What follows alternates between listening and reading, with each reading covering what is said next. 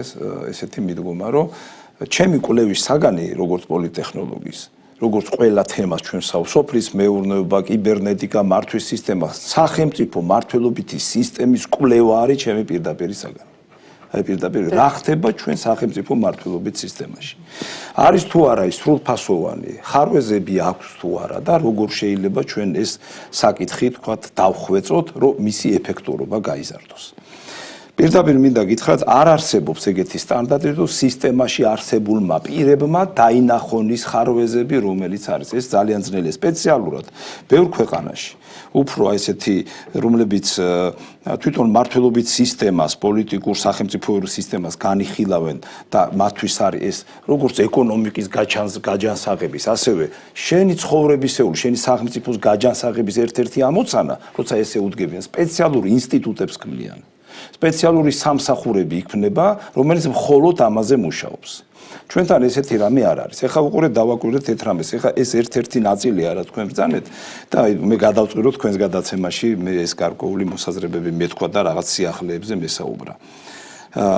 თუ კი ავიღებთ ჩვენ მართლობით სისტემას, ხო? ეხლა ძველს არ დაუბრუნდები, მაგრამ არის იყო რაღაც სისტემა, რომელიც გადმოვიდა უკვე 2012 წელს, რომელსაც ჩამოაშორეს ბიძინა ივანიშვილის ხელმძღვანელობით, ჩამოაშორეს ძალადობრივი სეგმენტი, სისტემა იგივე დარჩა და მას ყველას მოლოდინი იყო, რაც შეიძლება უფრო მეტი მოეტანა შედეგი.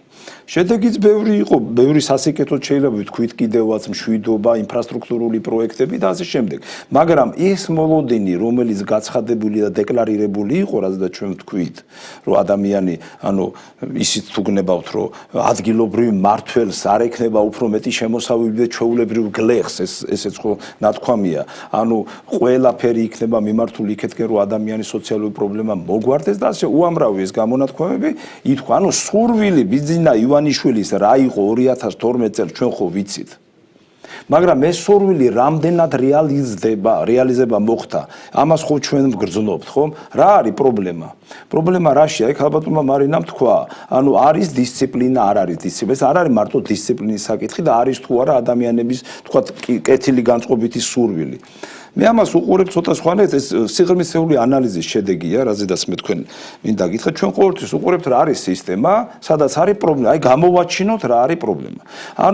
ავიღოთ ნებისმიერი დონის, თქვათ, ხელისუფლება, რომლებიც იყო. ერთი პრემიერი, მეორე პრეზიდენტი, ერთი, მეორე, მესამე იცვლებიან, ხო, პირები, ხო? ჩვენ ხო არ ვყავთ ეს ყველა დანიშნული ფორმატით ხდებოდა, იმიტომ რომ ადამიანები იცვლებიან. ყურეთ, ადამიანების ადამიანურ ფაქტორზე ნაკლებად უნდა იყოს ეს გათვლილი, მე სწორედ მაგის თქმა მინდა. როცა ჩვენ ვამბობთ სისტემაზე, მოდით შევხედოთ. ურთიერთობა იგივე მთავრობის ბიძინა ივანიშვილის 2012 წელს მეტად ღია და აქტიური იყო საზოგადოებასთან. ხო? ეს ერთი. როგორც კი პერიოდი გავიდა, საზოგადოებასთან ურთიერთობა და დაშორება უფრო გააღრმავდა და გააღრმავდა. ეს არის დავიღოთ უამრავ ფაქტებს მოვიყვანთ. მე ჩემ სიტყვებს არა, მათი სიტყვებიდან გამომდინარე, ხო? მცდელობა ქონდა თუ არა ბიძინა ივანიშვილს პირადად, როცა პრემიერობიდან წავიდა და ის გრძნობდა, რომ წავიდოდა პრემიერობიდან, მისი პირადი პასუხისმგებლობა რაშია? ის არის ავტორი. დღევანდელი პოლიტიკური მართლობითი სისტემის ავტორი არის ბიძინა ივანიშვილი. რაც არ უნდა თქვან, რომ ის არის პოლიტიკაში, არ არის, ამას მნიშვნელობა არ აქვს და მით უფრო დღევანდელი არსებული წესებიდან თუ ავიღებთ, როგორც ოცნების თანათავმჯდომარეს, მას უფლება აქვს წარადგინოს პრემიერი, წარადგინოს მთავრობის წევრები. უკვე ამითაც ლეგიტიმური პასუხისმგებლობა მას აკისრია. ამას რატო ვამბობ? იცი, ხშირად ამბობ, არსად არავინ არ იმალება გოს. კარგად გვესმის, ვის რა დატვირთვა და აი გავიხსენოთ, მას ქონდა მცდელობა გააკეთა თუ გახსოვთ მოქალაქე საზოგადოება. აი რისთვის გააკეთა? 20-30 წლის ემზადება. რატო ემზადება? იმიტომ რომ მას ჭირდებოდა აი უშუალო კონტაქტი საზოგადოების ფენებთან, რომ მას დაენახა ვინაიდან მთავრობაში თვითონ აღარ იყო უშუალო პასუხისმგებელი. დაენახა მთავრობის მუშაობის შედეგი მოქალაქეების განწყობიდან გამომდინარე. მუშაობდა თუ არა მართლობითი სისტემა, ისე რომ მოქალაქეების კმაყოფილება მიეღო. ამიგეთ?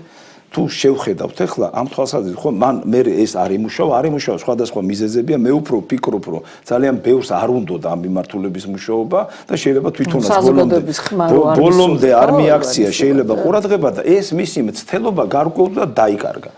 ახლა გავყვეთ შემდგომში, ხო? შემდგომში მოდის ერთი მთავრობა, ყველაფერი კარგად არის, კორუფცია არ არის, ხო? მოდის მეორე მთავრობა, ყველაფერი კარგად არის, ფული რო დაუდო, ხელი არ წაუცდება. მე ჩემს სიტყვებს არ ვიძახი, მიაქციეთ ყურადღება რა. არც ერთი ჩემი სიტყვა ეს არ არის. პრემიერების ნათქვამი სიტყვებია. და მოვდივართ ეხლა და უყურეთ, როგორი სიტუაცია გვაქვს, თვითონ პრობლემა რაში არის? თვითონ მართლობითმა სისტემამ გააკეთა, რასაც მე როცა ვიყავი ხელისუფლება, ჩვენ თვითონაც ვაკეთებდით იმას, რომ მაქსიმალურად კონტროლირებადი გაგვეხადა ელექტორატი. ყველა ხელისუფლება ამას ცდილობს. მაგრამ დღევანდელ სიტუაციაში სააკაშვილის დროს ეს იყო როგორ დაჭერაზე გადიოდა საფრთხე დღეს იმდენად დახვეწა მართლობითმა სისტემამ მიიბა ელექტორატი რომ გააჩინეს იმის განსა რომ მათ არ ჭირდებათ საზოგადოებასთან ურთიერთობა. ანუ როცა შენ გაქვს ყველა ბერკეტი, მე არ ვიცახი რომ ეს 90% ყველა თავისინებით კეთილი განწყობილია. ეს ალკე გასაშიფრი თემა, მე ეს ბოლომდე მაქვს შესწავლილი. აი ხა უყურეთ რატომ მე ხა როგორც პოლიტექნოლოგი რა გავაკეთე. ჯერ ერთი აღვადგინეთ პოლიტიკური პარტია და მთლიანად შევისწავლეთ საარჩევნო სისტემა. აი ქალბატონი მარინა აგერ არის და დამეთა. მთლიანად შევისწავლეთ საარჩევნო სისტემა როგორ მუშაობს. როგორი მუშაობის მეთოდებია და როგორ კონტროლირდება ელექტორატი. როგორ იქმნება საფუძველი იმისა, რომ არსებულმა მმართველობამ მიიღოს უფრო მეტი ხმა.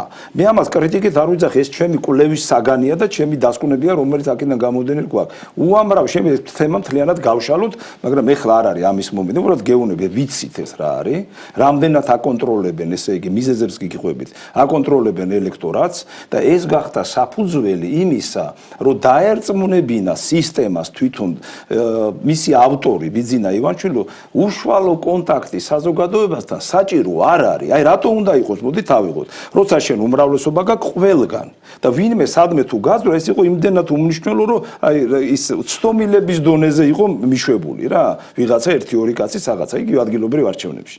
აი ეს ავიღოთ. ამიტომ მისი საჭიროება აღარ არსებობს. სისტემამ შექმნა იმდენად კონტროლირებადი სიტუაცია, რომ მისი საჭიროება გამოთიშა.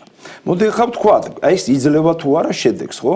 როგორც კი ვაკვირდებით, აგერ ბატონი დავითის გამონათქვამი ხალხი, ეს ის ხალხია, რომელიც არის აი კანონ მორჩილი, კანონის პატივცემელი და სახელმწიფოს მიმართ, აი როგორ განწყობილი, რომ აი პასუხისგებლურად განწყობილი. ეს არც ერთი არ არის ყბადაღებული ოპოზიცია, ჩემი ჩათვლით, რომელიც რაღაცას ილაპარაკებს. ანუ გული შეტკივა ადამიანებს თავის ქვეყნისთვის, რომ ესა თუ ის პრობლემა მოგვარდეს. თუ კი გამოვიყენებ ჩვენ მეცნიერულ ანალიზს და იმ დასკვნებს, რომელსაც ვიღებ, თავარი პრობლემა დღევანდელ მართლობის სისტემაში არსებობს ის, რომ არის წყვეტა მართლობის სისტემასა და საზოგადოებას შორის. არ არის კავშირი საზოგადოებასთან. ანუ ის გასაჭირი ხულოელს რო აქვს, გარდაბნელს რო აქვს, თბილისელს რო აქვს, ხო? ის თემები ვერ მიდის. რეგიონალური მართლობითი ვერ უზრუნველყოფს ამ პრობლემების მოტანას. ასევე ვერ ხდება გლობალურად სახელმწიფოში არსებული საკითხების, ესე იგი, შესწავლა და გაანალიზება და გადაწყვეტილებების მომზადება. თვითონ ხარვეზი სისტემისა და არაპიროვნებებისა, მინდა ხაზი გაუს, აქ ითქვა რომ ვიღაცამ არის, მე შესწავლილი მაქვს ყველა თანამდებობის პირი და მინდა გითხრათ, უამრავი ადამიანი ძირითადში არის განათლებული მინისტრები, განათლებული უწყების ხელმძღვანელები, საზღვარგარეთ განათლება მიღებული აქვს, აქაც გამოცდილება აქვს, უამრავი, მაგრამ რატო ვერ წყდება საკითხი? მოდი დავსვათ, აი ესე იგი პერსონალიზაციას არ აქვს მნიშვნელობა. ეხლა აი მოვაბავ თავს. ჩვენ ხო პოლიტიკური სისტემა შევისწავლეთ, მონაწილენი ვიყავით. ჩამოვაყალიბეთ ასევე, ჩვენ გვქონით სპეციალური, ჩამოვაყალიბეთ საზოგადოების გამოძიების ცენტრი. იმისთვის რომ შევისწავლოთ კორუფციული ხაზები. ავიღეთ კორუფციული მაგალითებს, ავიღეთ კორუფციული მაგალითები, რომელიც არის საჯარო რეესტრში და ეს იმას არ ნიშნავს, თუ იქ საჯარო რეესტრში კორუმპირებულების ხედან, მაგრამ კორუფციული სისტემა არსებობს, რომელსაც უწყების ხელმძღვანელი ვერ გააკონტროლებს, იმიტომ კი არა, რომ ის მას უნდა სისტემაში გაკონტროლების მექანიზმი არ არის. გაუგზავნეთ ეს მთელი პაკეტი საჯარო რეესტრის ხელმძღვანელსა და იუსტიციის მინისტრსაც. გაიბლანდა ყველგან, ეს კი არ არის რომ სერვისი მჭირდებოდა. სერვისი ერთია, რომ შენ გინდა რეგისტრაციაში რაღაცა გაატარო. სისტემაში არსებულ პრობლემებზე მიუთითებდით, ხო? კანცელარიაც კი არ არის, სადაც შეიძლება მსგავსი წერილი იპოვო. დამჭირდა დიდი დრო პირადად მისვლა და მეპოვა და კანცელარიაში წვდომაც არ არის, წვდომა არა. აი დააკვირდით როგორი რამეა. მე ეს საკითხი მინისტრო გაუგზავნით, თქვათ იგივე იუსტიციის მინისტრო. იუსტიციის მინისტრთან კი არ მივიდა. ეხლა მე მივწერე წერილი, ჩემი ხელმოწერით, მივიტანე, ჩავაბარეთ, ხო, კურიერით გავუგზავნე სხვათა შორის, რომ შეკვეთილი. მისთან კი არ მივიდა, იმინმე კი არ უთხრა, იცით რა, აი მამალაძემ დაწერა წერილი, ეხლა არც თუ ისე ნაკლებად ცნობილი ვარ, ხო, იმიტომ არ ვიძახი, მაგრამ აი დაწერა და აი მიუთითებს, რომ აი სისტემაში რაღაცა კორუფციის მომენტები, ელემენტები არის. მინისტრი, ვის არ უნდა ყოფილიყო ამას მოკიდებდა, ხედავთ ხო იცი რა, თავის მოადგილეს შეისწავლეთ ეს საკითხი, გაერკვიეთ რა, მინიმუმ ეს იქნებოდა. ეს მასთან კი არ მივიდა. ამათ მადგენდა ისევ საჯარო რეისს ავტომატურად გადაუგზავნეს. ანუ რაზეა ლაპარაკი? მინისტრი და ხელმძღვანელი კი არ არის ცუდი. სისტემა არ უზრუნველყოფს თვითრეგულირების მომენტების შემოტანას, რომ შენ კორუფცია ან ხარვეზები არ დაუშვა და თუ ესეთი რამ არის, შენ უნდა გქონდეს ისეთი მოფიქრებული მართვის მექანიზმები, რომ შენთან მოდიოდეს ის. როცა შენ იუსტიციის სამინისტროში რამდენ სუხთიან 800 თუ 700 ლარ სუხთის ამხელა პასუხისგებლობაზე და რა დღეში არის მთელი დღე რომ ვიღაცას უნდა უპასუხონ და ის შეცდომას რომ დაუშვებს და იმას კიდე იქეთ მოხთხოლ პასუხს და ეს თვითონ პრობლემები მართვის დახვეწასთან დაკავშირებით ვერანაირად ზემოთ არ მიდის ეს პიროვნებაზე კი არ არის თვითონ სისტემა არ უზრუნველყოფს ამას იგივე მაგალითს გეტყვით ახლა იგივე მაგალითად პროკურატურა ხო არ ვიძახი კრიტიკის ძალიან მაგარი პიროვნება ჩანს გენერალური პროკურორი მიუწერე კონკრეტულ კორუფციულ ფაქტებზე რომელიც მიგდებული აქვს კაცი შეეწირა ნერვიულობით ეს მაგნატი დავით ბეჟუაშვილი ვაცხადებ ამას ზოგიერთ ფაქტებს რომელმაც წაართვა ადამიანს მთელი აქციები ქონებები ზონდერული მეთოდები და ის კაცი აღიარეს იმათ დაზარალებულა და მე იმდენი დაატრიალა იმდენი ვიღაცეები გადმოიბერა პროკურატურა გააფუჭა საქმე ნერვიულობით კაცი მოგდა დღემდე გამოუძიებელია შიგნით მოხდა ეს სიტუაცია ეს მილიარდერი გახდა ის კიდე გააკოტრა გააუბედურა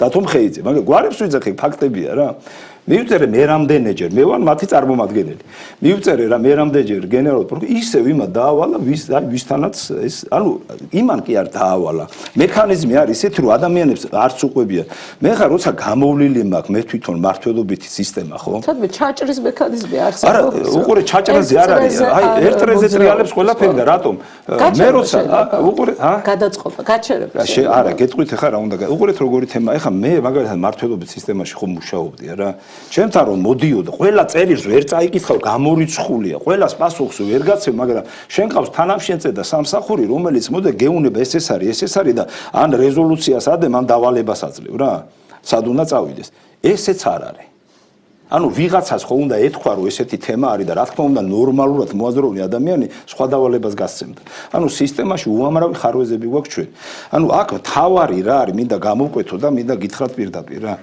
არანაირი აზრი არ აქვს რამე დაპირისპირებას არანაირი აზრი არ აქვს კრიტიკას მართლობით სისტემასთან დაპირისპირება გაგჭყლებს და დაგაზიანებს პირდაპირ გეუნებით არაფერი არ გამოვა რაღაცა ოპოზიციონერების დარქმევა და ასე შემდეგ ჩემი კოლეგები რომლებიც თქვა რაღაცას წერენ კითხულობენ ყველა ემზადება იქნებ ვიღეცა ყურადღება მიაქციოს იყიდოს დააფინანსოს ესეც არ იძლევა შედეგს მე ამას შეგნებულად ვიძახი ამიტომ ჩვენი კვლევის შედეგად შევქმნით და ამაზე ჩვენ ბევრ კონსულტაციას გავდივარ და ეხლაც ესე იგი ეს პროცესი გვაქვს აი თქვენთან მინდა გავაჟღერო ბევრი აი ანალიზის შედეგად მივედით დასკვნამდე რომ ჩვენ უნდა დავეხმაროთ მართლობის სისტემას დახვეწაში ჩვენ უნდა შევიტანოთ ჩვენი წვლილი ახლა ხო გითხარით ზოგან ინსტიტუტებს აყალიბებენ სპეციალურ სამსახურებს ჩვენთან ეს არ არის და ეს განცდა შეუქმნა იმან რომ ელექტორალური მე არ ვიცი ახლა როგორ დაიჭირეთ ელექტორალური 90% კონტროლმა შეუქმნა ის განცდა რომ ეს არ ჭირდებათ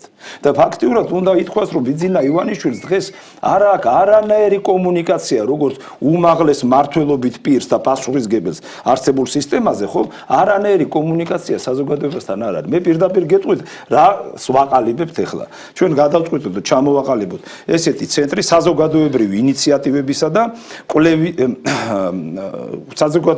ინიციატივებისა და სტრატეგიული გადაწყვეტილებების ცენტრი დააკვირდეთ საზოგადოებრივი ინიციატივებისა და სტრატეგიული გადაწყვეტილების ცენტრი ამას მოკლედ ვარქმევთ ბიძინა ივანიშვილის საკონსულტაციო ცენტრს ეს აი ესე ვარქმევთ ზუსტად. მასთან შეუთანხმებლად? ეხლა ეს უკვე ჩემი საკითხია როგორ ვათანხმებ ყველა შემთხვევაში ჩვენ ამ ინფორმაციას ვაფცელებთ და ვაგრძელებთ, მაგრამ მე როცა ვგრძნობ ამას და ვიცი რომ პრობლემა არის ის, რომ არ არის კომუნიკაცია საზოგადოებასთან და არ მზადდება ალტერნატიული ფორმატის საჭირო გადაწყვეტილებები, ეს გვიქმნის ჩვენ საზოგადოებას და ამართლობითი სისტემას ყველაზე დიდ ხარვეს, მოდი ესე დავარქვათ. არც ერთ შემთხვევაში პერსონალიები მნიშვნელობა არ აქვს გეუნების პირდაპირ რა. არავის არ დავასახელებ, რომ ვიღაცა ცუდია. ძალიან კარგები არიან, მაგრები არიან, შევაქებთ კიდევაც. და ეს ცენტრი აკეთებს ორ მიმართულებას. აგერ აი ვინც ხედან აუცილებლად მე ვფიქრობ ჩაერთვებით, უნდა ჩაერთოთ აუცილებლად, ეს იქნება რეგიონებზეც მიბმული, კეთდება სპეციალური პლატფორმა, ეს არის კომუნიკაციების პლატფორმა, სადაც საზოგადოების თვითონ საზოგადოებას ვეთოთ ვინ გიდათ იყოს ამ ბიძინა ივანიშვილის საკონსულტაციო ცენტრის სათათბიროში. ანუ ის მოღვაწეები, რომელსაც საზოგადოება ენდობა და იქნება კიდე მეორე ჯგუფი, ეს არის მკვლევარები, ექსპერტები და პროფესიონალები, რომლებიც გამოტანილი პრობლემებიდან გამომდინარე, თქვენ ბრძანეთ ფასები, თქვენ ბრძანეთ ექსპორტ-იმპორტი, სოციალური საკითხები, ხელფასები, ეხლა უყურეთ, ხელფასები, ჩვენი ისა დემოგრაფიული პრობლემა, ტერიტორიების დაცლა, სოფლის დახმარება, ჩასახლების პროგრამის გამზადება, მთავრობის გადაწყვეტილებების, პარლამენტის პროექტების მომზადებას გააკეთებს აი ამ პრობლემებიდან გამომდინარე, გააკეთებს სწორედ აი ეს ექსპერტებისა და პროფესიონალების ჯგუფი ამ სათათბიროსთან ერთად. ეს არის სრულიად ახალი ფორმატი. ეს არის ახალი არქიტექტურა, მინდა გითხრათ, ჩვენი მართლობითი სისტემისა და ახალი კომუნიკაციის ინსტიტუცია. აი ცოტა რთულ სიტყვებს ვხმარობ, იმიტომ რომ არსებობდეს, რასაც ჩვენ მოვამზადებთ, მარტო მე არ ვფიქრობ, რომ ამას მე ვარ, არა. არც ერთ ყველა რეგიონიდან იქნება, თბილისიდან იქნება თუ წარმომადგენელი იქნება საზოგადოებისა, მას ექნება საშუალება თავისი ინიციატივით დააყენოს პრობლემატიკა, ეს პრობლემები იქნება სათათბიროზე განხილული და სპეციალისტები მოამზადებენ კონკრეტულ გადაწყვეტილებებს ბიძინა ივანიშვილის გაუგზავნით პრემიერს, გაუგზავნით პარლამენტის თავმჯდომარეს და პრეზიდენტს და საზოგადოებისთვის იქნება ცნობილი. არანაირი პოლიტიკური მიზნებისთვის ეს არ არის გაკეთებული, ეს არის საქართველოს სახელმწიფოს გასაძლიერება და მართლობითი სისტემის დასახვეწად. რასაც ჩვენ აქ საუბრობდით, აი ეს ემოცია, ეს დატვირთვა, აი უყურეთ, ეს არ უნდა მივიდეს. ეს ემოცია ყველაფერი იქნება სათათბიროში, ყველაფერი დაიდება, ყველაფერი ანალიზი გაკეთება და მომზადება, აი რასაც ბატონი დავითი ბრძანებდა, როგორ უნდა მივხედოთ სოფელში, როგორ დავამაგროთ გლეხი. როგორ გავხადოთ ის მომგები არის რომ მუშაობს, მან როგორ გახდეს ის შემოსავლიანი, როგორ არ იფიქროს წასვლაზე, როგორ არ იყოს ისე რომ ქლიავის მომყვანმა ტაქსზე გადაჯდეს, ხომ? აი ეს რო არ იყოს, ეს ყველაფერი უნდა მომზადდეს. უნდა იყოს, რასაკვირველია უნდა იყოს, მაგრამ რამდენად მიიღებს ამ თქვენს საკონსულტაციო უკვე მომზადებულ პროექტს ხელისუფლება და რამდენად გაითვალისწინებს? აი ხა პირდაპირ გეტყვით, ჩვენ ისიც გავითვალისწინეთ, ერთი ყველა თემა რომელიც იქნება, პირდაპირ განვაცხადებ და მთავრობის წარმომადგენელს ან უწყების ხელმძღვანელს თვითონ შეუძლია მოვიდეს, გამოაგზავნოს, ეს არის ღია. პირდაპირ გეტყვით ასევე ვიღაცა რო არ იყოს ენის მიმტანი და ხო ის ყველა გადატანი ინფორმაციის გადატანის დროს იკარგება პირდაპირ ბატონ დინარაძეს მივმართავთ რომ თვითონ გამოყოს პიროვნება რომელიც ამ ჩვენ საკითხებში ჩაერთვება იქ ისდეს, იმიტომ ჩვენ არავის წინააღმდეგ არ ვაკეთებთ, ამას ვაკეთებთ სახელმწიფოსთვის. ეს არ არის პარტია, ეს არ არის რაღაცა, ეს არ არის დავა და კამათი, ეს არ არის ვიღაცის კრიტიკა, ეს არის საჭირო გადაწყვეტილებების მიღება იმ პრობლემებიდან გამომდინარე, რომელიც ჩვენს მოქალაქეებს ჭირდება, ყველა სეგმენტში და ყველა სფეროში. საზოგადოებრივი ინიციატივებისა და სტრატეგიული გადაწყვეტილებების ცენტრის ბიძინა ივანიშვილის ცენტრი, იმიტომ ვარქმევთ ამას, ის თავის მოსაზრებას მე დარწმუნებული ვარ გამოთქვამს, ეს არის ერთადერთი საშუალება, რომ იყოს უნიკალური კომუნიკაციის ინსტიტუცია საზოგადოებასთან, არა კრიტიკით, არა ბრძოლით, არა იმისთვის, როგორც ახლა გამოდიან, მოგვეცით ხელისუფლება და ყველაფერი კარგად იქნება. ამისთვის იბრძიან ამ პარტიობანამ შედეგი არ მოიტანა, ხელისუფლებასთან დაპირისპირებაც შედეგს არ მოიტანს, ჩვენი ამოცანა არის ჩვენ სახელმწიფოს გვერდში დაუდგეთ და დავხვეწოთ. და ერთი მნიშვნელოვანი მომენტი გარდა ამ ყველა ნიუანსებისა, რაზედაც არავინ არ მუშაობს, ერთ-ერთი თემა, რაც თქვენ ბრძანეთ, ახლა იგივე ნოტური სისტემის და ასე შემდეგ, ქვეყანაშია ვერავინ ვერ შექმნა კონსოლიდაციის პლატფორმა. ვერავინ ვერ შექმნა ისეთი ფუძე, არა, ისეთ როგორია, ჯერ ერთი ეროვნული იდეოლოგიის ასპექტები, ამაზეც ვიმუშავებთ ჩვენ. სპეციალისტებს დაუძახებთ, ვიმუშავებთ, რა უნდა იყოს ჩვენი ეროვნული გაერთიანების ყველაზე მნიშვნელოვანი საფუძველი, რომელსაც ვერც მოსყიდული დაუპირისპირდება ევროპა თუ ამერიკა, თუ რუსეთი თუ სხვა ვიღაცა აფინანსებს. ვისაც უყვარს სახელმწიფო და თავის სამშობლო, ყველა უნდა გაერთიანდეს. მთავარი ამოცანა იქნება კონსოლიდაციის თემის გამოკვეთა და კონსოლიდაციის პლატფორმის შექმნა და მინდა გითხრათ, ყველა გათვლებით, ყველა ყველა საექსპერტო დასკვნებით 2026 წელი არ იქნება მარტივი წელი. არ იქნება ისეთი, რომ აი უცბად დამთავრდება უკრაინის ომი და ამის შემდეგ ჩვენ კარგად ვიცხოვთ, იქნება უფრო რთული მომენტები, მიდის მილიტარიზაცია, შეერთებული მართლმადიდებლმა გამოაცხადა, ეგრეთ საფრანგეთმა გამოაცხადა, რუსეთი მთლიანად მილიტარიზირებულია, ახალი ტალღებია, ჩვენ აი ამ სიტუაციაში იმპერიათა ბრძოლაში უნდა გავძლიერდეს. ერი გავაერთიანოთ და სახელმწიფო გავაერთიანოთ. აი ეს იქნება 2006 წლის ჩვენი ამოცანა და ამ პლატფორმას, ამ ცენტრსაც იმიტომ ვაყალიბებთ. დიდი მადლობა ჩვენი მხრიდან გისურვებთ დიდ წარმატებას ამ ძალიან მნიშვნელოვან საქმეში.